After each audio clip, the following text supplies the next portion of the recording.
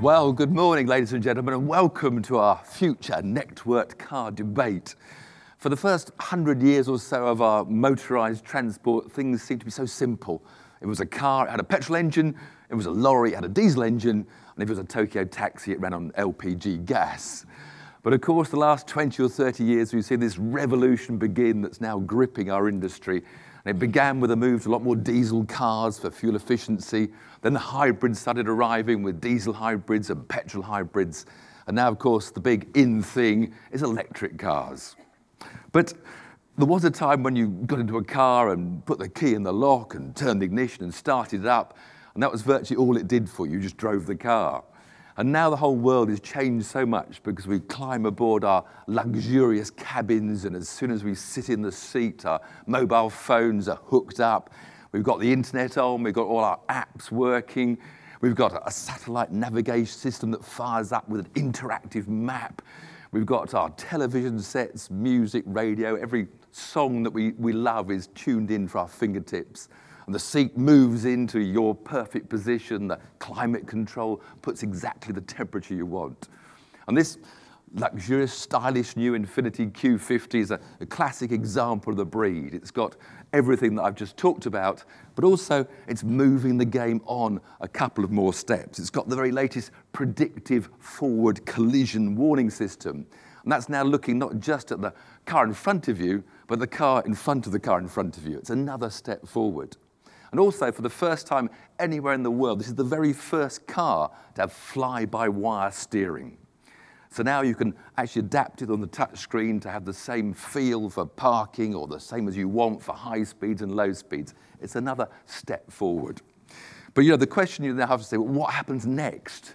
How far do we really want to go? Because I'm as a racing driver, I still love being involved with the driver. I still actually enjoy changing my gears. So I don't want to lose my enjoyment of driving a car. But the other extreme, for the people that don't want to be involved at all, you know, are we really going to allow them to switch off their brains? Are we going to allow them to put on cruise control, lane control, and then just start checking their latest Facebooks out? You know, do we want to go that far? And, you know, we already have cars that can park themselves. You know, can we have in the future automated, fully automated cars? And if we can, do we really want them? That's the whole debate that is coming almost closer and closer. You know, will we have new communication devices that go beyond people just communicating with each other? Will we have vehicles communicating directly with other vehicles? Will we have vehicles communicating to devices embedded in the road? All these things are possible. We read about them.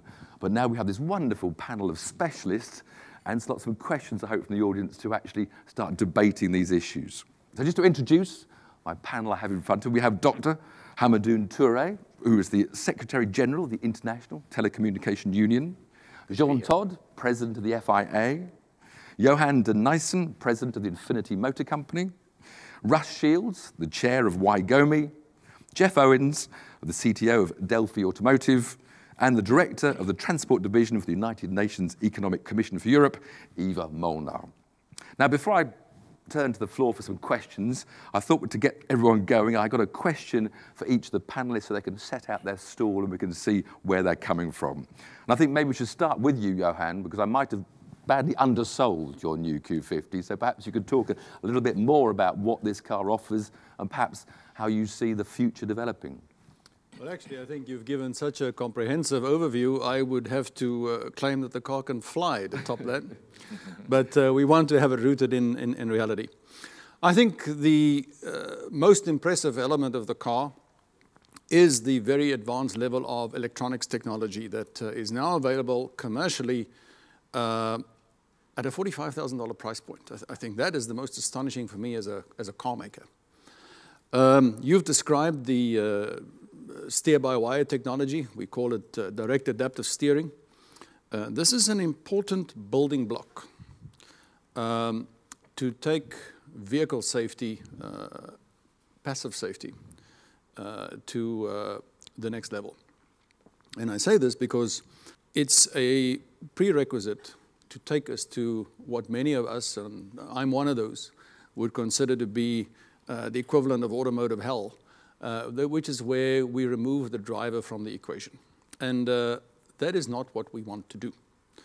What we want to do is to create a safety envelope that I think also expresses our commitment as automakers to let our consumers use our products safely. Computers can see and react much faster than the human being can. And I know that we have a section on autonomous driving later. I don't want to elaborate that too much, but when you link it all into the area of interconnected cars, where the vehicles begin to respond to each other, they slow down events in real time. And they can process the data and make the right decisions. Now, if we say that that is all terrible for those of us who enjoy driving, I enjoy driving. I believe that you almost never have too much performance. And that's the kind of car company we want to be as well. But we recognize also that with increasing urbanization, there's a lot of chore that comes with the daily commute. And I could well imagine that if I'm stuck in a 3-hour traffic jam commuting in Los Angeles, I might be very happy to have my car help me in that part of the driving experience. And that allows me to use all of the other connectivity features of the car because it turns into a mobile workspace. I remain totally connected. My office can talk to me. Gosh, the kids can work on Facebook. And the big trick to do this now is to do it in such a way that you minimize driver distraction. Now, I've had a discussion quite recently with the former Secretary of Transportation, Ray LaHood, who said to me, I really think that we should legislate against this. And be careful what you wish for. Because if you do that, the answer is the mobile phone. And that is not designed to be used while you're in the car. So we have to find a way to meet this reality of our consumers of the future, of the present, to remain connected to their world at all times. And that's part of the challenge for us as automakers. Sure, you're overseeing a revolution in Formula One regulations at the moment, designed to, to encourage more manufacturers to invest in Formula One technology, to use that as their test beds. But you're a bit worried after recent testing, you might have gone a step too far in Formula One? I think the tendency now is to overreact. So I will not overreact before the first Grand Prix had occurred. So I think we have to wait now another 10 days. And I'm sure that a good vision, the right vision for a new powertrain, 6 cylinders, 1.6 engine, energy recovery, direct injection, 35% less fuel consumption. But of course, all new regulations need a time for adaptation. So it just, for me, the problem, but it will be very interesting because you have some new manufacturers coming. It allows them to use motor racing as it is due to be at the laboratory. You're going to book a holiday in Hawaii when the first Grand Prix is on. Are you going to be there? I mean, are you intending to be to Hawaii? Maybe we can watch the Grand Prix together. But Dr. Touré, as Secretary-General of the ITU, where do you see we're heading with all the new developments in technology? Well, a new revolution is underway. The automotive industry and the ICT sector are meeting together. And that's going to be great because today there will be, we know that by 2020 there will be 50 billion devices connected. And how we interact with our cars, with the surroundings, how we impact the environment will be very key in that. And the cooperation between the automotive industry and the ICT sector will be key into that, making sure that you have driver comfort, driver safety, and taking care of the surrounding of the driving vehicles, as well as making sure that you are at the same time enjoying the experience of driving or traveling, simply. Therefore, the ICT sector and the automotive industry are working together. Standardization is key, and that's what my organization is working on. The International Telecommunication Union Standardization Sector has a focus group on driver distraction, on safety, on creating new spectrum for communication between the vehicles and its surroundings, between the vehicle and the safety administrations, ambulances and police and firefighters, All of those are things that will revolutionize the way we live, the way we drive today. And I believe that the same revolution that happened when computing and communication came together will happen in this new revolution. And we don't know what's going to come out of that, actually. There will be so many new features that we cannot even think of now. Many new things to come. Well, Jeff, I mean, you're a components manufacturer for the industry. You know, how do you see the future of the networked car? We certainly have an opportunity to make significant gains, I think, in the area of safety, the area of green, and the area of connectivity. An average car today in Europe or the United States has about 50 computers on the car. That's growing. 50 already? 50. Some have as many as 100 already. So it's, we're in the automotive world, but we supply more computers than the computer companies do. I mean, it's one way of looking at it. And there's no stopping that trend, right? I mean, you're able to take the mechanical function into an electromechanical or an electronically controlled. That opens up a lot of possibilities. So if we do it right, we should be able to have vehicles of the future that have significantly fewer emissions, significantly better fuel economy, incredibly safer, reduce the accident and fatality rate, and allow the consumer to bring that digital lifestyle that they have every place else in their life into the car, but do it with less distraction. Less distraction, I think, is the key word, isn't it? I mean, Russ, your company, Ygomi, supplied the vehicle communication system for the Q50. So do you actually believe that one day we could have a fully automated car? I think we will have, in not very far from now, automated driving in a significant part of our time, particularly expressways. And to me, I value my time. I grew up, we started mobile phones in 1979. The mobile phone completely changed how doing it. Email replaced all the faxes. But as much as I like driving, I'm not in the front seat of the car. Now, I'm in the back seat of the car because I want to use my time right. Now, once we can move to having the automated driving, which certainly on expressway, motorway type things will be here. I think Nissan's statement aiming for 2020 is a very good statement for that. That will come back to allow me to actually be driving the car, but doing the things that make me productive. That will change, again, substantially how I use my time and make the whole driving experience much more valuable to me and I think for many other people. And I really would like to get out of the backseat of the car and back into driving, but I need that technology so that I'm making use of my time effectively while I'm in the car. But while I can see the sort of idea of, as you say, a freeway and an automated car, but then what about the kid in his 50s Chevy that comes crashing into the side of you? I mean, you're not watching out for him coming, he's not automated. Well, as Johan said, the sensors in the cars will do a better job of finding that guy and trying to work and support than I will as a driver.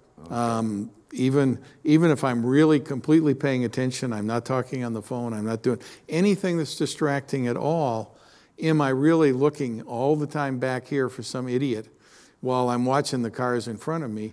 I'd much rather have the cameras, the radar, the computers to go look at all those things and figure out what they can do. So I feel much more comfortable with the car, the kind of equipment that Jeff and his people do, being able to make that drive much, much safer for me and, like I say, move it so that I can really effectively make use of my time completely again. Now, Eva, you know, a lot of talk about automated cars, you know, but I understand this is something that you'd be responsible for trying to regulate, and this is going to be a massive job, surely. Well, regulators are not responsible for innovation. They are responsible for creating the conducive environment for innovations that answer some of the challenges of today. And among these challenges, we see that the future depends on more mobility. Economic growth depends on trade. Trade depends on transport. At least the doubling of surface transport is predicted in the next 30 years. Now, how are we going to handle that?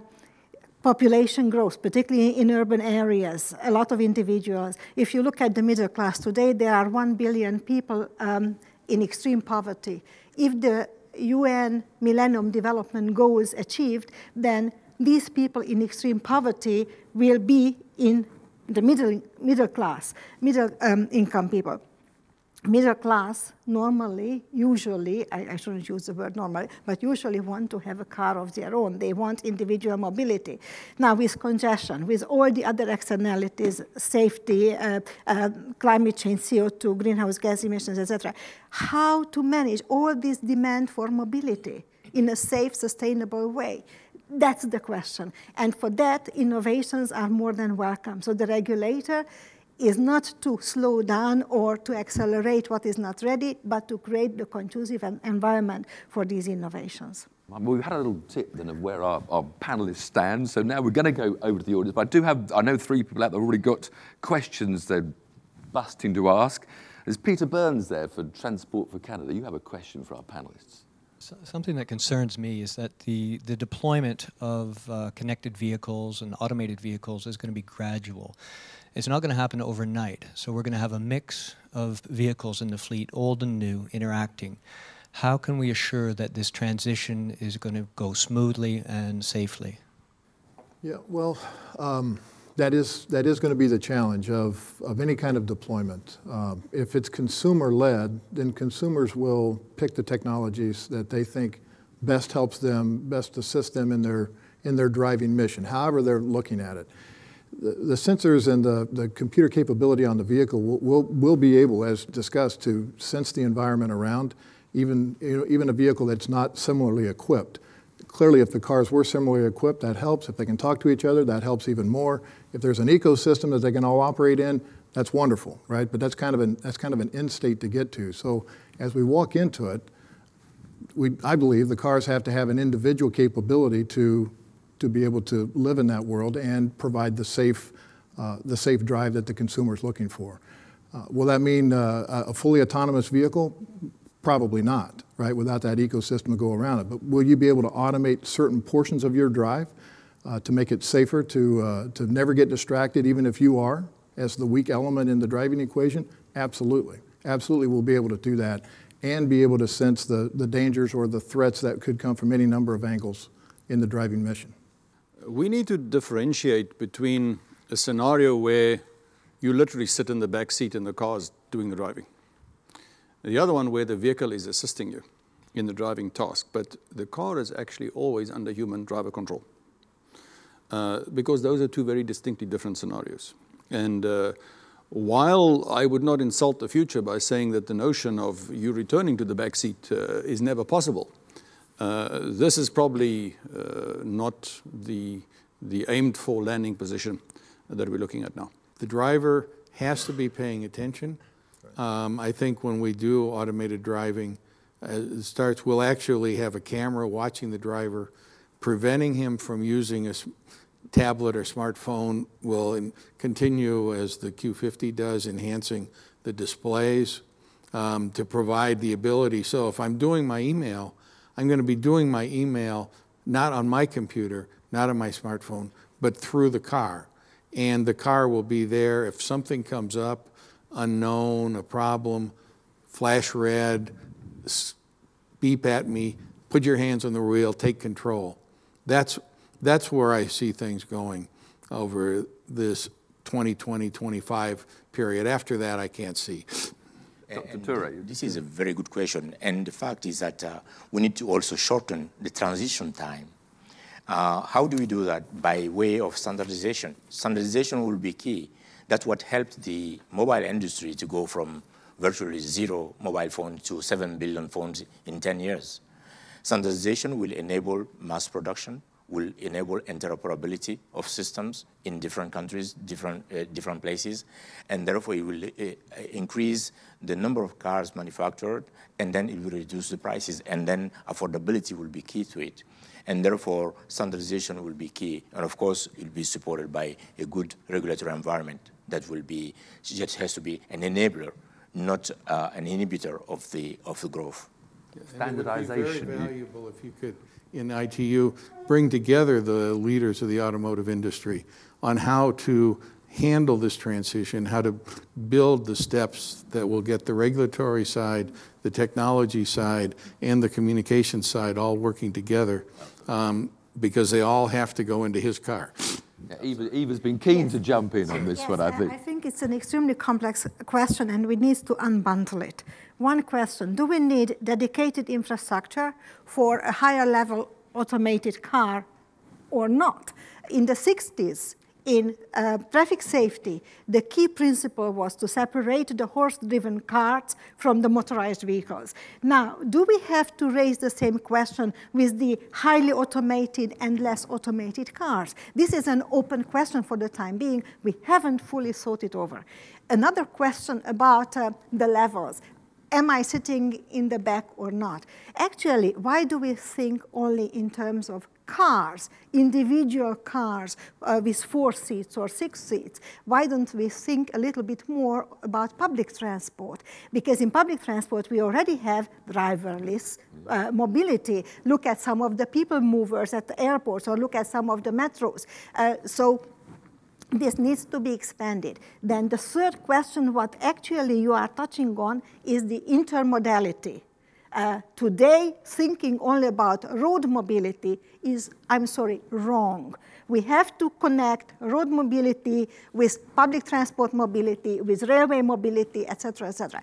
And in the future, we might even see that some of the cars would take off. And if they take off, and if they, well, yeah, well, there was this fly-by-night, fly-by-wire in the 30s, when in aviation we moved to the new generation. Definitely, it's a new generation, but that creates far more issues. Traffic management will have to be rethought, and new institutions and new regulations will have to be brought into the play. And we already touched upon responsibility. How long it is the driver or the passenger on the bus who is responsible, and how long it is the traffic manager, the infrastructure construction company, or the vehicle manufacturer. Who would have the insurance coverage? Jean, I think as you're used to imposing regulations, maybe this is your job to put these rules together. I must say it's, a fantastic situation we are facing, because the world is changing. And to make everything working together is a challenge.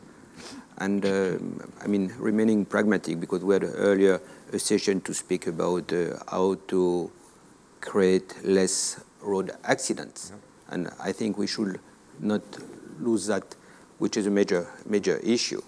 Things are moving. We must not forget that a few decades ago, not so far ago, and still some countries are not using it, safety belt was something new. Yeah. It has been a revolution in the motor industry, but again, public transportation. How many people put the safety belt in a bus? Close to none. Yeah. So if we want to address the problem of diminishing the number of fatalities and injured people on the road, we must put a very strong, united effort with the manufacturers, with the governments, and make priorities.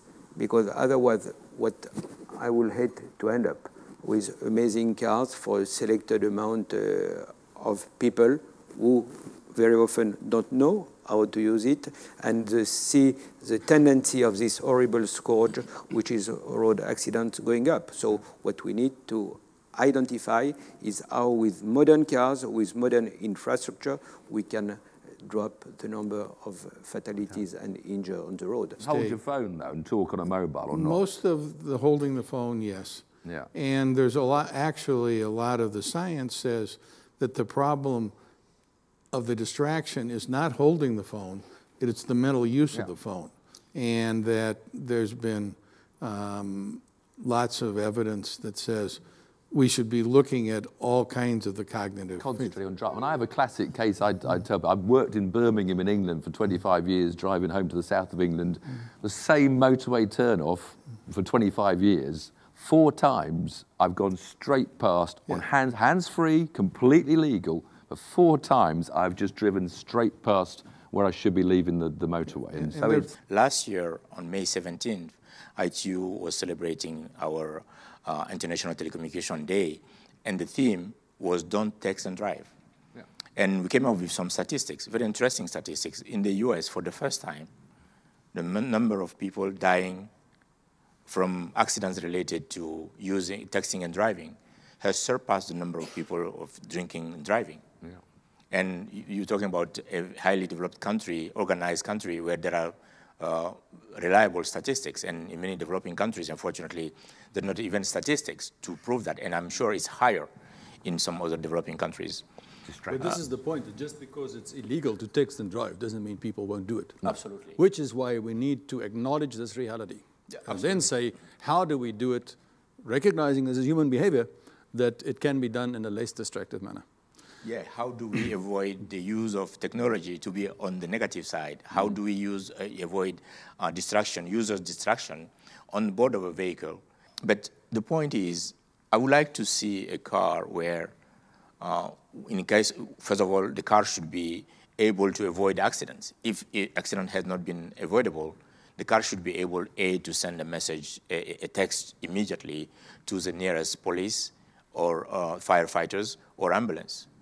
And the car should be able to send a message in the vicinity of the accident zone so that other drivers don't get distracted and don't be involved in additional accident as well. Those are things that technology can do. And once we standardize them, we'll be able then to really have a mass production. Yeah, we're talking about distraction. Just wanted to come back to you, Ed, as a manufacturer. There's a lot of talk now advancing touch screens, but not so much talk about voice control. Because I feel we should move away from touching screens, because it's something you have to look at to touch when you're driving, whereas some of the other controls, you know, an iDrive, you don't. And there's not so much talk about voice control. There is a lot of work being done on voice control, and all the instructions that are relevant to that car can be done through voice activation. There are today, I think, really fabulous systems available to train the car to recognize the driver's voice commands. But it's also a matter of training the driver how to issue them correctly. Right. I want to touch on one thing before we get too far away from the conversation, though, if you'll permit me. Is the point you raised about liability. Because while clearly there are still pretty substantial technical hurdles to overcome, the engineers will conquer. But in your opening comments, you said that part of the role of legislature was to create the boundary conditions, if you like, where innovation can grow and prosper and take place.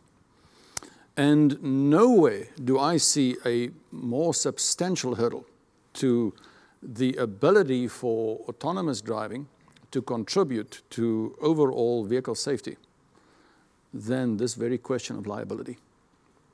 Because imagine that it is indeed possible for the vehicle to complement the driver's driving ability. And despite the most fantastic sensors and advanced technologies, that 1/1000th of a percentage probability happens, and there's a collision in which somebody's killed. Who is liable?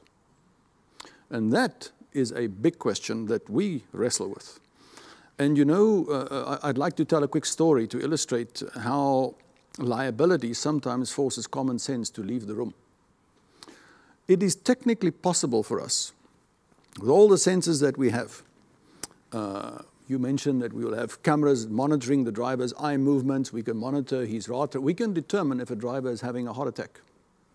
Now, if you have a car that has the ability to drive itself, the common sense thing would be for the computer to figure out where's the nearest hospital and take him there. What happens? The guy gets there and he dies because of malpractice of the surgeon, whatever. You don't know. Who's liable? So what is the engineering solution? The engineering solution is, based on the advice from our legal people, the car parks itself and it calls 911. That's, from a liability point of view, the sensible thing to do, but common sense has left the room. These are the things that I would say, as a manufacturer, we need to ask our legislators to help create those boundary conditions where actually we achieve the desired consequence, which is greater safety for all. Well, it's exactly the hottest topic we are facing in these days, liability. Do we have today a boundary, or is it a man-made artificial boundary because of lack of courage to accept that what is available today gives enough freedom? So I don't give you the answer, but I tell you that we are dealing with this very carefully. But surely there are a couple of issues here. One is that according to the current legislation, the driver must be in control of the vehicle. But what does it mean to be in control of the vehicle? Some people say that the whole thing is blown out of proportion, which shouldn't have happened. Maybe. And maybe if you are in control with the stage automation, you don't have a problem. You may have a big liability issue when you reach the highest level automation, not before. But then, taking a pragmatic approach in road safety and in road crash investigation, most likely the principles will have to be followed what are followed in aviation. In aviation, you have an investigation which investigates everybody, not only the captain of the aircraft, but everybody. So maybe that's the future, but let's not run ahead. Definitely this is the big issue and it is not yet solved. So if I could add, we get, just because you can do something with technology doesn't mean you should, right, sometimes. But we do have an opportunity here to make a significant difference in accident statistics, without any doubt. And using the ESC example, wonderful improvement. Everybody would agree with that. It ought to be on every car. I think the same is true of many of the technologies that's on this wonderful automobiles. The collision avoidance, the adaptive lane keeping, but particularly collision avoidance can make a mammoth impact on accident statistics now. It would be great if we could standardize and we could all march to the same drummer and drive that cost down as fast as possible. We're all working on that anyway. It would be great if governments would say, yeah, you got to have that right now, but then you kind of pick a technology winner and governments take a time to do that. In the meantime, I think consumer awareness, the more you bring consumer awareness up on what the benefits can be, consumers will select. Right, we saw that happen with airbag transition in the United States. They got in actually ahead of the regulation because consumers became aware that to get a 5-star rating car, if you want 5 stars, you've got to have a certain complement of airbags. We're starting to do that now in the Euro NCAP here and in the NCAP in the United States for active safety technology. If we continue down that road, then consumers may select us before any of us get it figured out, right? And particularly when you've got nice machines like this that demonstrate it, and consumers become aware of the benefit. Once you experience ESC, you want it forever. Yeah. Once you experience active safety and you stop that car on an accident that you otherwise wouldn't have been able to, you want it forever. You want your spouse in it, you want your parents in it, you want your kids in it. In fact, going back to Dr. Touré, standardization, can we make all these manufacturers have the same letters for the same things instead of PASM and ESC, and every manufacturer's got it? We're not ignoring you out there in the panel, so you have a question for us. Who owns the data? Is there a societal obligation for the owner of the car to surrender control of his data in the event of an accident so that proper forensics may be done to better understand what caused the accident and how to prevent it in the future, as well as potentially legal implications?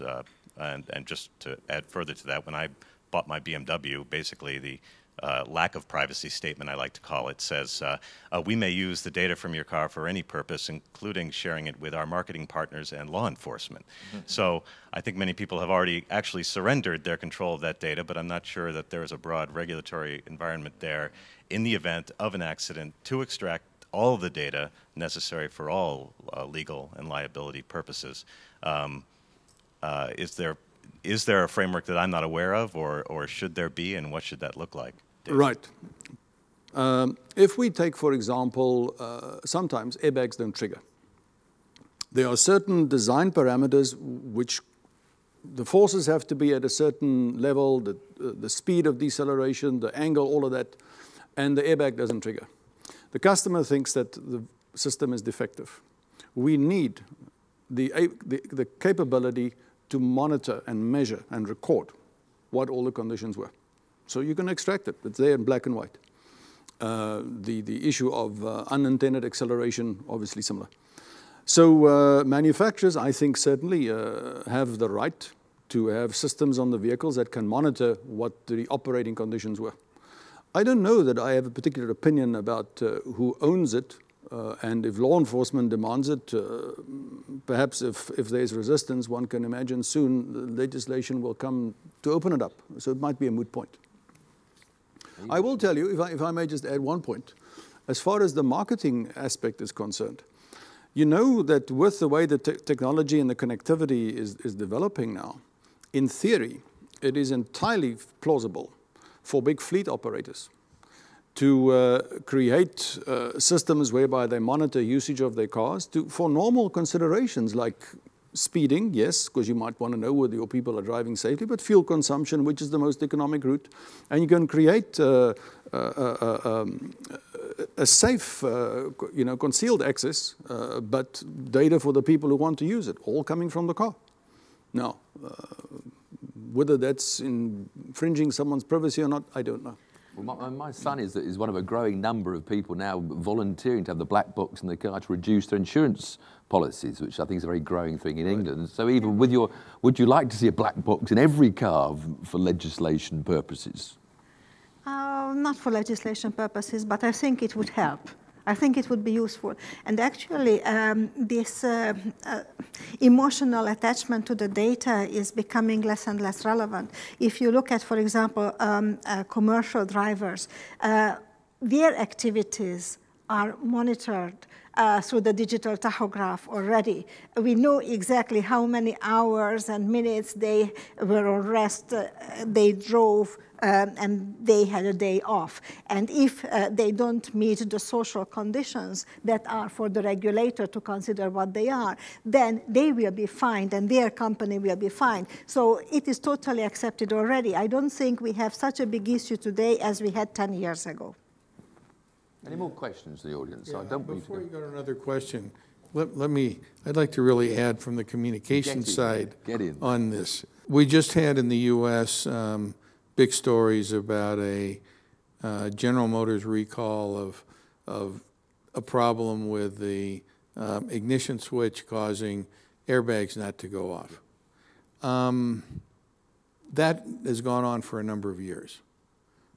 As you mentioned, we have black boxes. Almost every car in the U.S. has black box. Most of Europe has as well.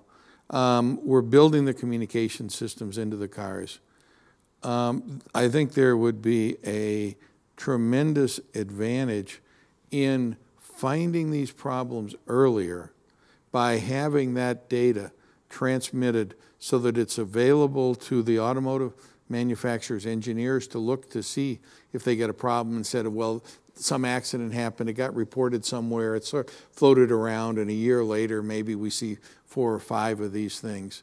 We have the communications capability. Again, it's the kind of thing where we need to look at, again, the regulatory environment, the issues of how can we get that data and make use of it to find the problems quickly, not 5 years later or things like that have happened. Massively important point, because it allows predictability instead of waiting to see what happened. Mm-hmm. And it's good as a feedback for the driver as well.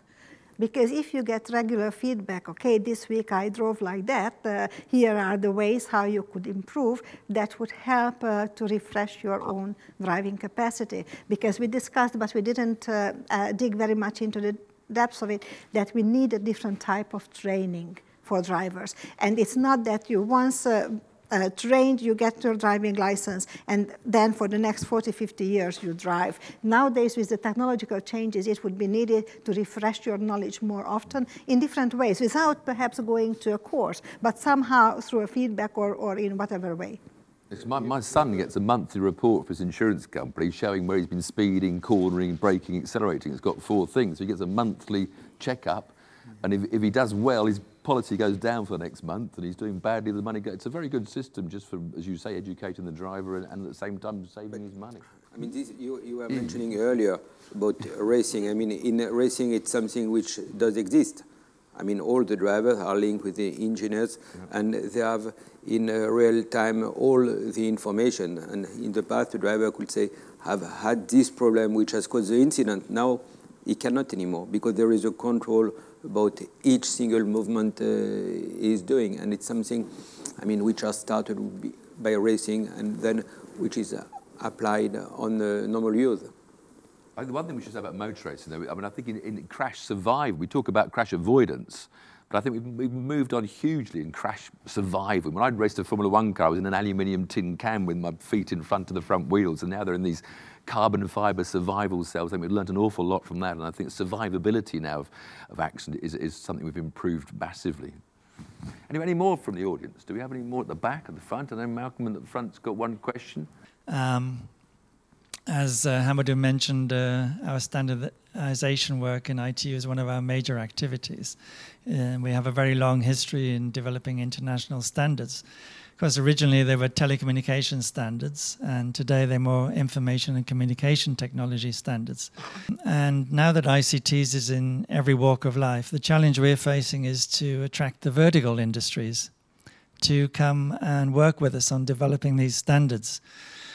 So for ITS, I'd be very interested in any suggestions that Johan or Jeff might have on how in ITU we can better attract car manufacturers, the automotive industry, to work with us on these standards. Johan.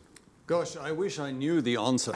I think, you know, the irony is that everybody agrees that we should have standardization as long as it's their standard.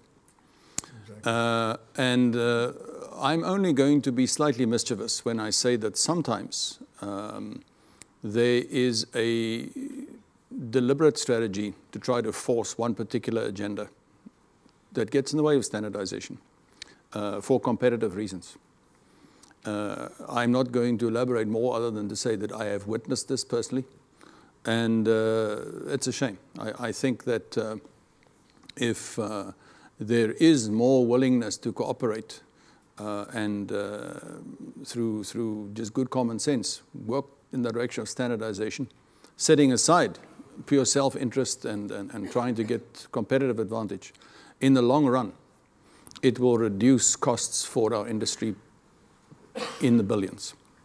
Yeah, Johan, one of the really important things with the ITU, and I've been involved in standards with SAE, ISO, everything. We moved the ITS communications to the ITU because as a UN agency, it does a good job of exactly preventing this effort by companies to go make their technology a standard and really provide the ability to pull it together. So it's not well understood by the car industry that ITU is a UN agency, but it does, by a UN agency, have the capabilities of really doing honest standards because it goes through a completely different process than some of the company-oriented standards efforts that I've been involved in. You know, I've been asked why car companies can't just agree on what seems like a relatively simple thing. If we're moving to new EV technology, why can't we agree on a common charging system?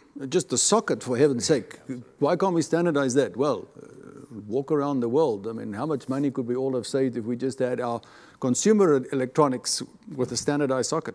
It took ITU many years before we came with a standardized charger for mobile phones, which is a global standard now, which really helps save so many tons of carbon dioxide a year.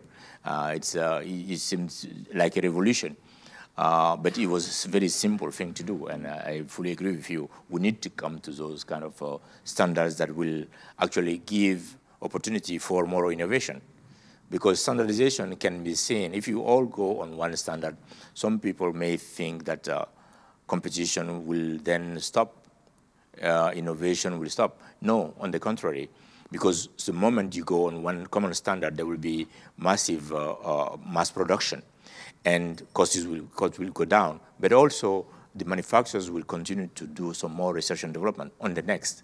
That's why we are now talking about 4G fourth generation, but 5G is a key that will be helping our next fully networked cars. And this is well underway in terms of research and development in ITU. Well, in our experience, standard setting must be technology neutral. It shouldn't favor one company or the other. In the World Forum for Harmonization of Vehicle Regulations, we don't set standards, but regulations. They are quasi-standards. And actually, in our meetings, the private sector is represented through OICA, through CLEPA, through the different organizations themselves. They have a voice. Of course, governments decide. And it's never one solution that is facilitated, but the framework for the solution. Okay, there are regulations, but recently we have had this experience that sometimes you cannot agree on a very strict regulation or standard for the packing of containers, which is a totally different topic, but there the common understanding was that we cannot have standards today, but we can have something else. So we agreed on code of conduct. It was a joint work with ILO, IMO, and UNECE. So now this joint code of conduct is the sort of obligatory because the business representatives themselves accept it as their mandatory ethical code of conduct. So sometimes you don't have to go for standards. There are other solutions as well. But if we could just leave standards and legislation for a moment then, Jeff, where could we actually be in the dream world if we didn't have any regulation? I mean, I've read about sort of, you could have delivery vans now going out to Los Angeles and delivering to addresses. Is that really possible now with the technology we have? Yeah, it's possible. The technology is doable. Affordability is an issue. The legal framework, the regulatory environment, those are all big issues, right? The privacy data, but it's possible to do that. Is it affordable to do that? Is there a business case to do that? It's like many of the electric vehicle platforms. Solves some problems, creates a few others. At the end of the day, the consumer votes, right, on what they'll pay for and what they won't pay for. They'll vote on what they save versus what they fill up at the pump, do the math, and they'll make the choice. So at the end of the day, they can't put anything on a car that the consumer won't buy, right? It has to help them sell more vehicles. It has to help them differentiate their brand, perhaps. So possible, yes. But I mean, Russ, you pretty much could go on the freeway of this Q50 now and have the lane on, the speed control on, and collision would warn you. You could almost now, with that very car, switch off on the motorway. It's more than 80% there. And the last 20%, I think, will be done. But the reality is now, I can't safely do my email while I'm driving. But there's a moral obligation that's hanging away. No, that's self-preservation. But I can have somebody else drive and sit in the back seat and do it. And I really would like to get back in the front seat. And I do think in this time frame, it will happen. And what Jeff said in answer to your basic original question, the real thing is when. The technology will make many of these things happen. And we can argue a year here, a year there. But I started in mobile phones in 1979. When we finally put out the first mobile phones that were portable, you had a big bag to carry, and then it became a brick from Motorola. But inevitably, the technology made these things better. And the nature of the ICT technology, communications will go to 5G, will be another step over LTE. These costs are going to continue to come down. We have not reached that plateau yet. And we have more processors. The processors are getting faster and faster. That car count I saw had close to 100 processors in it, some of which are much faster than what your PC is and what have you. That's already there. And a generation, 2 generations, will be able to do much more. And it becomes the ability for us to do our software reliably. And there's a whole big issue about how do we actually make sure that the software there always does what it does. And that's why I think for Johan's company and others, the ability to get that information back. If something happened, I had a close miss on my automated car, much less I hit something. If the engineers can immediately get that and they can look at it and they can figure out, oh, I need to tweak my algorithm a little, and I send it back to the car, that takes us out of these kind of things where we have the worst case in the US on the Ford Explorer and the tires, where almost 100 people were killed for a problem that could have been identified with the first one or two. And that's all part of this step-by-step, inevitable parts of the technology that we have to work together to make happen. We're about running out. I think we're running out of time now, yeah. Right. I think what we've learned really this hour, that there is an amazing future for the network car. And I think, that we've opened up so many areas to look at legislation, standardization. And I think really, it's just one quick answer, I think, from all of you now. And that is, are you looking forward to the time when the fully automated car is there? Dr. Touré. We're at the dawn of the new revolution. I'm really looking forward to it. You're looking forward to Absolutely. it. Jean? I mean, not really. You know, I mean, for me, we have to remain sensible. And I do look very much for driver ed, but I think we still need a driver. Go ahead. As long as I can continue to enjoy driving the car when I want to, then let the technology help me when it's a chore. When it's a chore. Mm-hmm. Russ, we already know you want it. I want my time back. You want to go up the hairpin bends as well, and Santa Monica, all the corners. You want it all done automatically one day. Jeff? I like to drive as well, but 1.2 million fatalities every year. You could cut that in half with this technology. I like that. I like that future. Eva? Well, I'm looking forward to the results that are being promised. I think we're all looking forward to the amazing technology that come our way. Thank you very much for your time, and thank you all for being here. Thank you to the panel.